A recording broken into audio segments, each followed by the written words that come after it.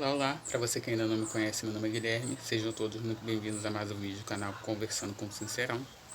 Estou aqui, mais uma vez, para falar sobre a religião de Umbanda. Dessa vez eu vou fazer algo contrário ao que eu costumo fazer, geralmente, né? Eu não costumo ser o tipo de pessoa que pede para que você curta e compartilhe. Mas em caráter de exceção eu vou fazer isso porque eu quero que esse vídeo ele alcance o máximo de pessoas possíveis, principalmente no que toca à comunidade, né, LGBTQI. Então esse vídeo é um vídeo para toda essa comunidade. E se você for o tipo de pessoa revoltada, ateu, católico, evangélico ou qualquer religião que queira atacar a Umbanda, eu peço que você se retire do canal, porque não é isso que você vai encontrar nesse vídeo, né? O que eu vim aqui é trazer, inclusive eu deixei bem específico, né, no título do vídeo, para que pessoas da comunidade LGBTQI, né, ela tome um cuidado. Não vai ser exatamente isso que eu vou colocar no vídeo, né, mas é muito direcionado a isso, para que tome cuidado antes de entrar para um terreiro de Umbanda. E não já fica específico aí que não tem a ver com a religião em si, mas com o terreiro ao qual você escolheu, o terreiro ao qual é mais conveniente para você entrar no momento, seja por energia, seja por comodidade, porque fica próximo da sua residência. Então, enfim, eu vim sim, né? Hoje vocês vão notar que o meu rosto está relativamente diferente. Vim um pouco maquiado, e isso faz parte, né, do assunto que eu vou passar aqui para vocês. Primeiro de tudo, gente, eu quero que vocês considerem que o que eu vou passar aqui é a questão de eu estar maquiado nesse vídeo, a questão de eu, muitas vezes, agora que, embora muito raramente eu venha a me maquiar, não tem a ver com o assunto do vídeo, né? Então não quer dizer que por eu querer personificar uma figura feminina, por eu querer forçar uma feminilidade, eu tô gravando esse vídeo aqui. Não, não é isso, né? Essa maquiagem é como se fosse até uma espécie de protesto para falar sobre esse assunto. Enfim,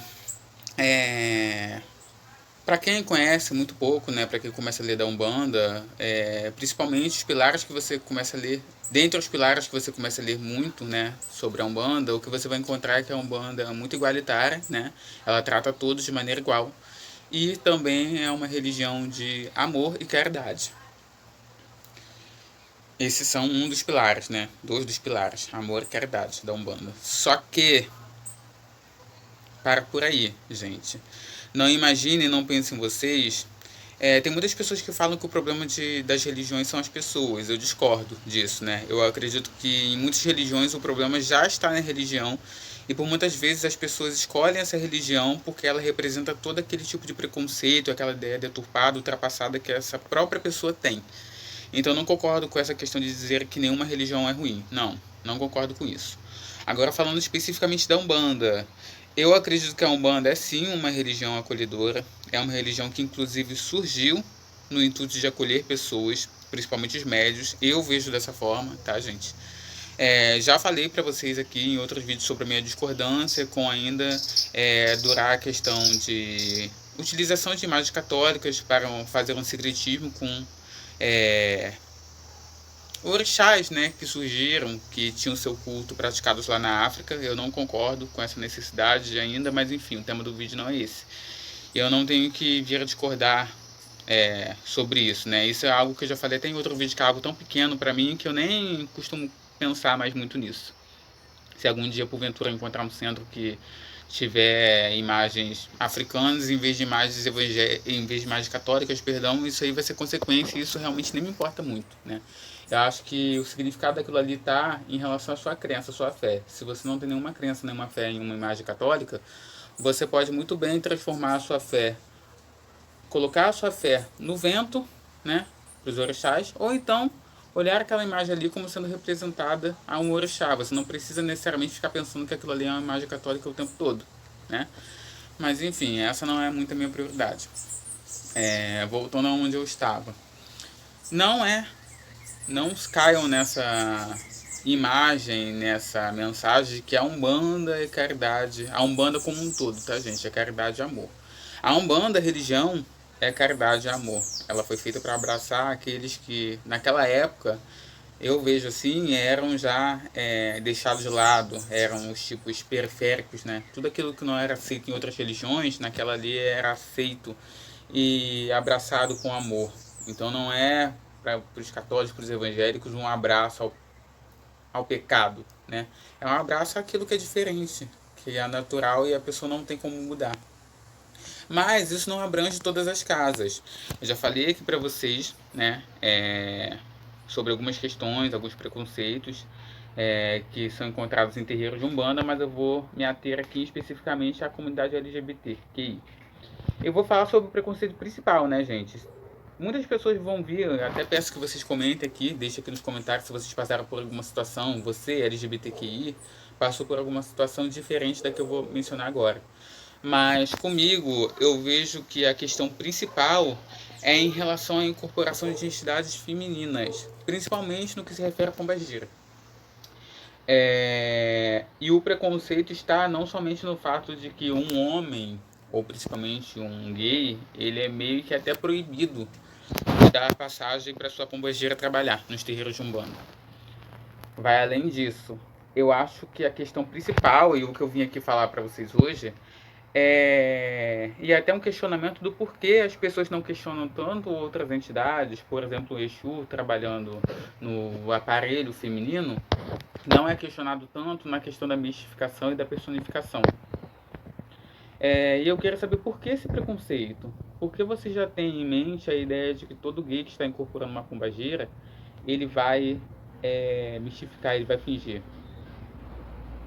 Eu vejo que tem dois polos, gente. Até o John Casimiro, o namorado, noivo da Bai, eles residem juntos atualmente, e ele fez um vídeo falando sobre a questão de chamar a pombagira dele de sonsa ou lerda, se eu não me engano. Eu vi esse vídeo ontem.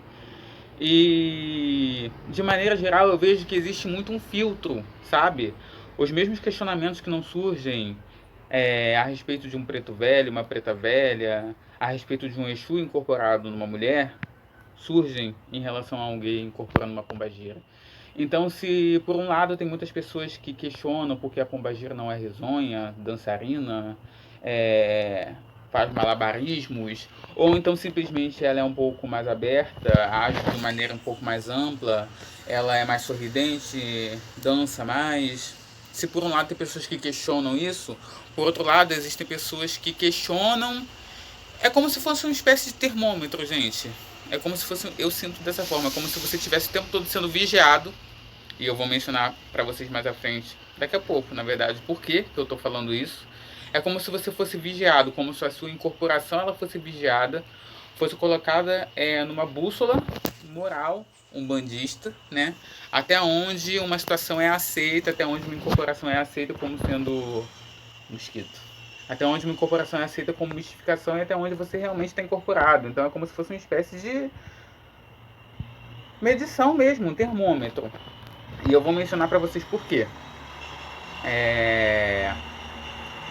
Uma das minhas grandes questões no centro que eu estou atualmente é que no centro ele, falando diretamente, não é proibido a entidade feminina incorporar num aparelho masculino, mas você deve, de certa forma, evitar ao máximo. É como se eles acreditassem que você doutrina um espírito. Eu não acredito nisso, tá, gente? De você doutrinar um espírito. É como se você estivesse se colocando acima de um espírito. Você pode sim conversar com uma entidade, mas eu não acredito nisso de você fazer trabalhos para a sua entidade feminina não vir a incorporar em você. Eu acho isso ridículo. Mesmo que isso seja possível, eu jamais faria isso. Principalmente com uma entidade que já me deu tanto livramento da porra, né? Livramento, inclusive, de morte. Então eu jamais faria isso, jamais deixaria de que a entidade que trabalha comigo deixasse de vir a trabalhar por um simples preconceito.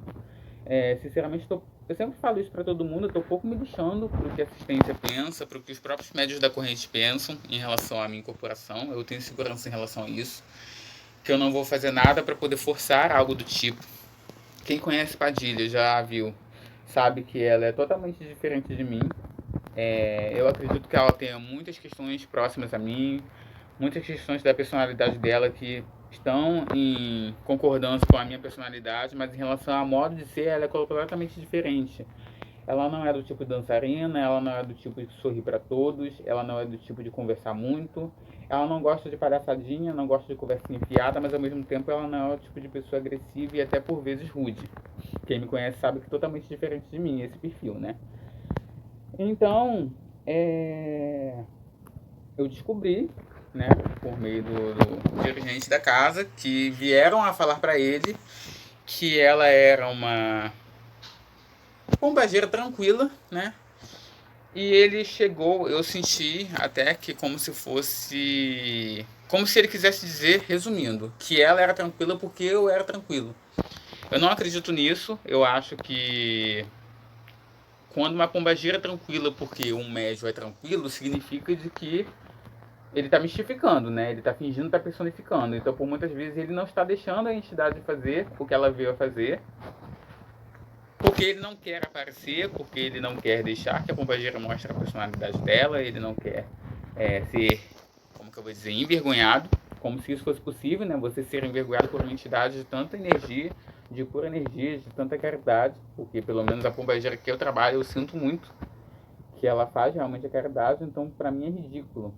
E aí eu chego na questão, será mesmo que é auspicioso, que é propício, que é bacana você ser visto? Muitas pessoas vão vir aqui e dizer, nossa, mas você recebeu um elogio, né? Porque você é uma pessoa tranquila, sua pombagira é tranquila, ela não é escandalosa. Mas a minha questão, gente, é que eu acho que não deveria existir esse termômetro para uma pombagira ser mais escandalosa, menos escandalosa, mais dançarina, menos dançarina. Por que que uma mulher, quando incorpora um Exu, não é questionada se sorri de mais, sorri de menos? Por que que uma mulher, quando incorpora Exu, não é questionada se ela bebe de mais ou bebe de menos? Eu já vi muitas pessoas questionarem o Exu e malandro de um homem no que se refere à questão de beber demais. Mas em relação ao modo de ser, ao modo de agir, eu não vejo isso. E quando eu estava incorporado a última vez com Padilha, a incorporação dela é muito complicada, tá, gente? Porque por muitas vezes eu fico semi-inconsciente e por muitas vezes eu fico consciente demais e eu observo muita coisa. E eu percebi que o tempo todo, enquanto eu estava incorporado com ela, eu estava sendo vigiado. Então não foi surpresa para mim o dirigente dizer que ele recebeu um informe de como ela agiu durante a gira. Porque eu percebi, eu sentia. Eu já falei em outros vídeos que eu sou, além de ser médio intuitivo, eu sou também sensitivo. Além de ser médio de incorporação, eu sou também intuitivo e sensitivo. Então eu percebo, por muitas vezes, quando alguém está olhando para mim. Eu percebo até por muitas vezes pelo olhar da pessoa o que ela está pensando, né? Então não tanto da assistência. Da assistência eu percebi mais um receio, sabe? É como se a pessoa realmente sentisse que tinha uma entidade ali. Não, eu não chego a dizer receio, mas um respeito. Mas eu senti de dentro da gira. Eu não podia dizer para vocês mencionar quem era, mas eu senti uma energia de vigília, de que é como se todo momento estivesse sendo vigiado, né? E como se estivesse sendo vigiado mesmo, sabe? Para ver como que ela ia agir, se eu tava rebolando demais, se eu tava dançando demais, se eu tava rindo demais. Então, eu acho isso chato, sabe? Principalmente no que se refere que eu não vejo outras entidades, principalmente mulheres que incorporam entidades masculinas sendo questionadas dessa forma. Por esse motivo que eu vim gravar esse vídeo, eu vim trazer para vocês primeiro não caírem nessa ideia de que a Umbanda é por amor, caridade, né? Porque não funciona dessa forma, a Umbanda é feita de pessoas. Eu também, quando eu iniciei na Umbanda, eu pensava que LGBTs em geral seriam abraçados de maneira muito ampla, até porque, para quem não sabe, tanto o kardecismo quanto a Umbanda defendem que a questão de gênero praticamente ela não existe. Ela é uma questão transitória, né? Do físico, do corpo. Então, hoje eu entendo isso, né? Eu tinha muito receio de que Exu não quisesse trabalhar comigo por eu ser da forma que eu sou, e hoje eu entendo que não tem nada a ver com isso, muito pelo contrário, né? Ele não está vendo ali o seu gênero, ele está olhando ali principalmente o seu desejo de trabalho, o seu desejo de fazer caridade, sua seriedade. E isso eu posso afirmar para vocês que eu tenho muito, né? Eu não vou chegar ao ponto de dizer para vocês, chegar até o ego e dizer que o centro que me tiver tem sorte. Mas você pode ter certeza que o centro que tiver vai ter o máximo que um médium pode dar no que se refere à entrega, no que se refere à seriedade. Eu não estou ali para bagunça, né? Eu verdadeiramente imaginava que quando eu viesse incorporar a pombagira, ela seria muito risonha, muito dançarina, muito aberta a todos, e ela não é dessa forma, ela é muito contida, ela é muito fina, né? Quem a vê trabalhar, ela é muito fina.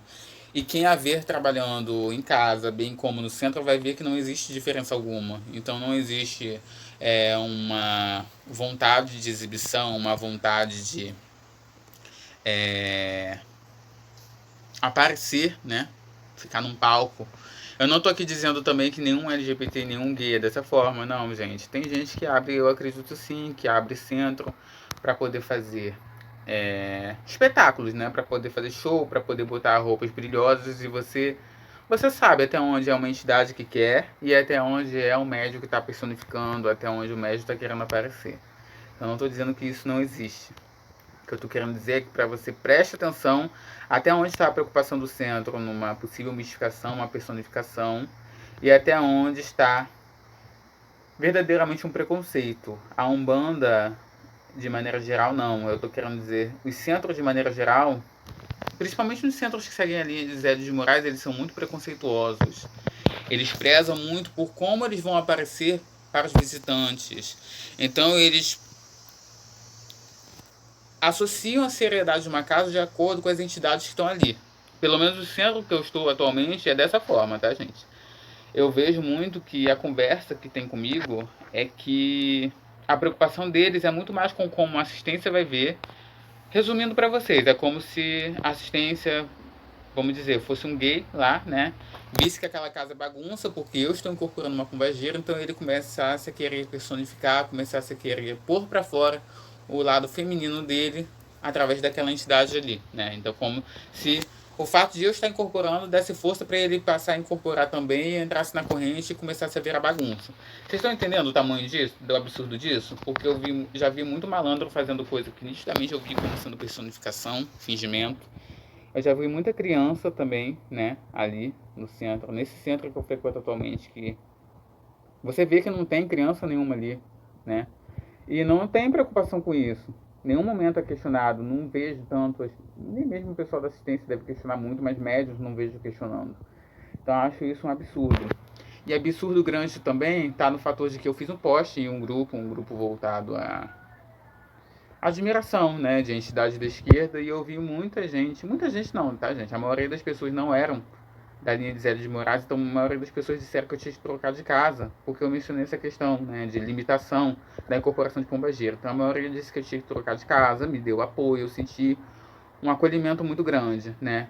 Mas eu vi nitidamente pessoas que seguem a linha de Zé de Moraes. Eu digo seguir a linha de Zé de Moraes no que se refere ao verbal, tá, gente? A pessoa diz que segue a linha de Zé de Moraes. Não segue exatamente aquela questão de não ter atabaque, não ter. Basicamente, quem conhece a linha de Zé de Moraes sabe que a linha que se iniciou, basicamente, é só cântico, né? Canto, não tem atabaque, não tem dança, nem nada disso.